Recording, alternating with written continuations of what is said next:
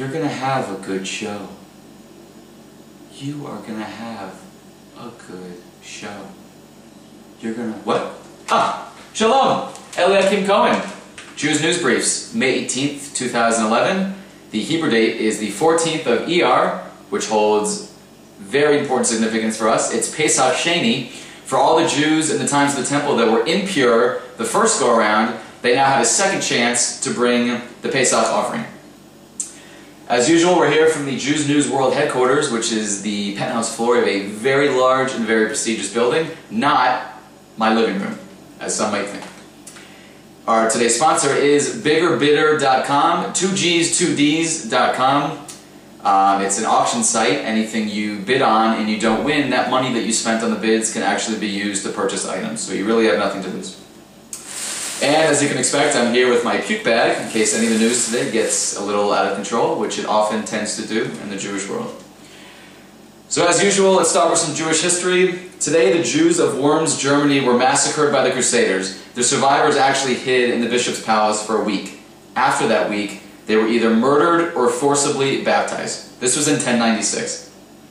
So for some reason, about 1,000 years later, there's still a large segment of our population which thinks that the Christians are our best friends in the whole world, and Israel can possibly survive without them.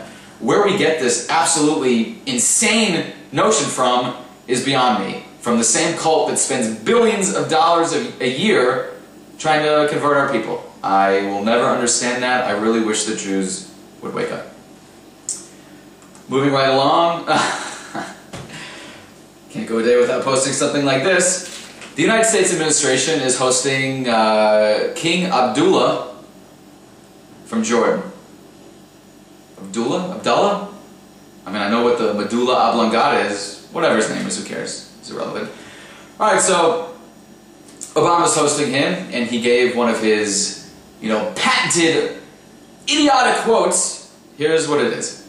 It's more vital than ever that both Israelis and Palestinians find a way to begin negotiating a process whereby they can create two states living side by side in peace and security. Kumbaya, my lord. Kumbaya. Come on, people! How dumb do you have to be to think that this is still even possible? Does any indication in the world right now make you think that there's going to be two states living side by side in peace and security? I mean, how many times do we have to hear this garbage from America? We have an unshakable commitment to Israel. Israel's security is sacrosanct. I mean, they're doing everything they can to throw us under the bus, and most of you people voted for this. 80% of you voted for this guy that is trying to destroy us. You don't see anything wrong with this. Why? Sorry. Alright, so a big topic coming out of Israel is Prime Minister Netanyahu's speech. He gave a speech we highlighted yesterday on today's show on Jews News Briefs, which is facebook.com/Jews News. I never miss any chance for a free plug for my Facebook page. Anyway, so Prime Minister Netanyahu said that the settlement blocks will remain in Israeli hands, but we're willing to make painful concessions for everything else. What constitutes a settlement block? Prime Minister Netanyahu. No one in Israel has ever defined the term settlement block. Some people say, oh, it's just the big 3 or 4 main settlements. What about everything else? There's like 240-something settlements in Israel. I happen to live in one of them. Am I part of a block? Am I not part of a block? Am I Lego? What am I? Anyway, so the Minister of Knesset, Yaakov Katz from Ichud Leumi, who's awesome. He's from the only party in Israel that anybody should ever vote for. He pretty much brought a map and highlighted the fact that if the term block means what the left thinks it means, that 120,000 Jews will be expelled from their homes. 120,000 Jews. I'm a big Alabama college football fan. Alabama's football stadium holds 100,000 people. That means an entire stadium filled with Jews would be expelled, plus another fifth of that stadium. Does anybody see the insanity here? Every part of Israel has, thousands and thousands of evidence, facts, archaeological digs, everything that proves that this is our homeland. So to give it to our enemies that want all of Israel, we're gonna, not we, these disgraces just want to expel 120,000. Sorry. Shalom? I have a knack for calling, like, right in the middle of my show. What was my favorite cartoon growing up? Tom and Jerry. I watched it every day. Why are you and Linda talking about my favorite cartoon? I did not have Tom and Jerry underwear. I had Fruit of the Loom white underwear. And then in 1991 I wanted a little more breezy effect and I switched to boxers. Yes, I never had Tom and Jerry underwear. You can tell Linda. Okay, I love you. Bye. What? Where were you? Expelling Jews from their homes. Why does anyone think this is a good idea? There's maps that show if these, monsters, our enemies, get a state, missiles are going to be 11 miles from Israel. Do you have any idea how far that is? Within 11 miles, there's like, 37 McDonald's. I mean, it's very close to each other. Why don't we get this? We already see what happens. Missiles are raining in from Gaza all the time. You have Jews, your fellow Jews, living in bomb shelters. Don't you care? It's still a little too early for the puke bag. Let's move on. On a sad note, this is actually a very touching story. I don't know how many of you are baseball fans. I happen to be. Harbin Killebrew, a legend from the Twins, died yesterday of esophageal cancer. Besides being one of the greatest baseball players ever, he's 11th on the all-time home run list. He was 1969 AL MVP. He was just an all-around mensch. He was the definition of what just a nice Jewish man should be. So here's some quotes. I saw him Saturday. He looked very good, even though he was very sick. He was smiling, making jokes. Former pitcher Tommy John said that Killebrew was one of the nicest and most compassionate guys he's ever met. Compassion. That is like the seal of a Jew. Compassion. Sometimes we use it for, important things. Sometimes we use it for the most twisted and idiotic ideologies out there. But that is what, we brought to the world. Even Hitler said that the Jews brought two things to the world. Two marks, two, cancers to the world. One was guilt and compassion, and the other was Brit Milah, circumcision.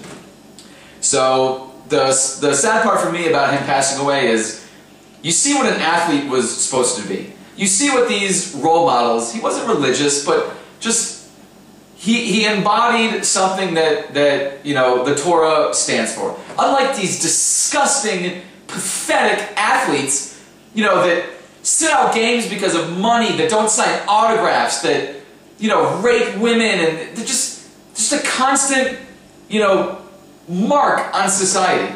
And, your kids out there and your relatives and your friends, they idolize these losers. This is what a Jewish athlete is supposed to be. So I'm going to ask that Hashem gives the Neshama Aliyah and comforts the Killebrew family in a time of mourning. He is what a true athlete is supposed to be. Getting back to the most ridiculous incident that I think has happened in Israel in a long, long time. The Syrians just breaching our border. And our defense ministry, who's in charge of our safety, claiming that they had no way to know that this was going to happen. Even though I've been saying this is going to happen for 7 weeks. It's been all over my Facebook page. Jews News on Facebook.com. So, the former mayor of Kiryat Shimona, which is a town in the north, said that the defense minister, Ehud Barak, should hand back his keys. He should lay off of the IDF. There was a big foul affair. They knew about Nakba Day in advance. How is it possible that the military intelligence did not know that masses were planning on breaching the border until, get this,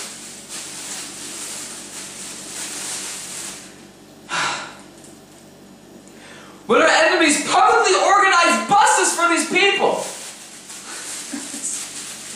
I just want to put the bag around my head right now. actually were organizing buses to come to our border. So how could these people say that they didn't know that they were going to come to our borders?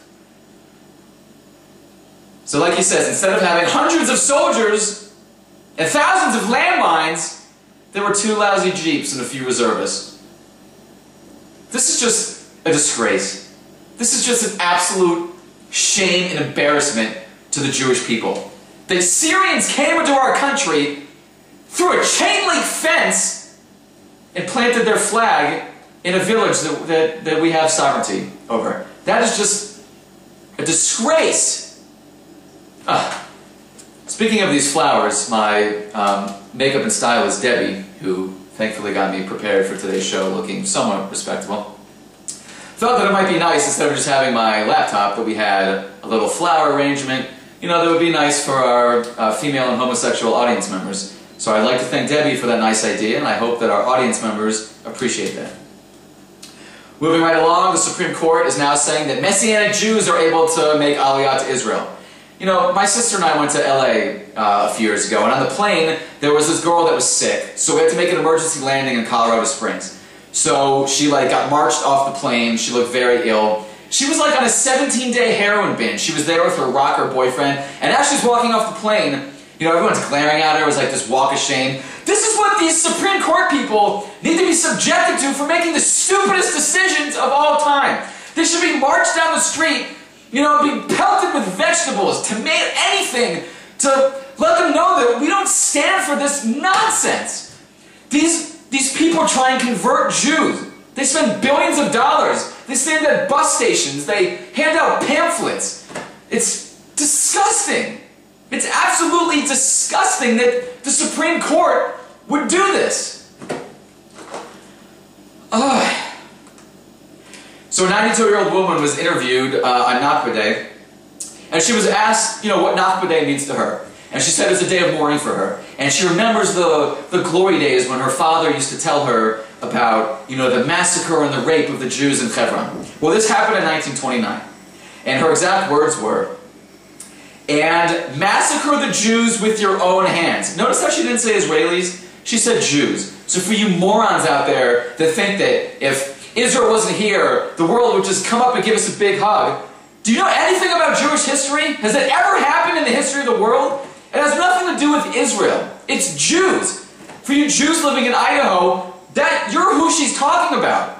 She wants to massacre you with her own hands. Not just me because I'm in Israel.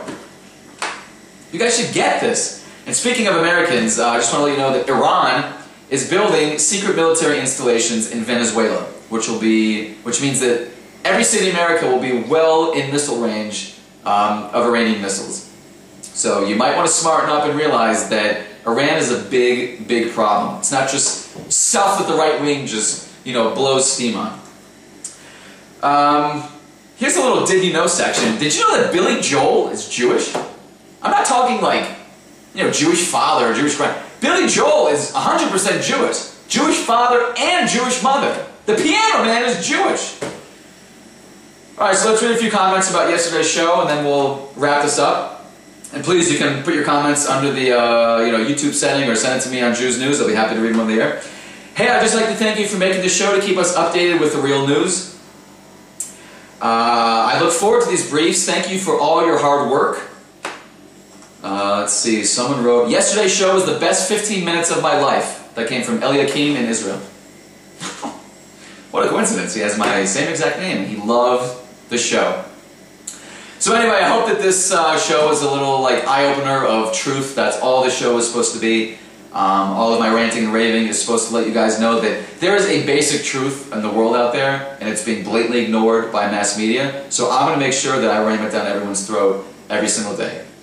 So when you see this video, don't just click like. Please click like and post it on your Facebook page, because our goal is to get this viral every single day, hundreds of thousands of people. And please join our Facebook page, facebook.com/JewsNews.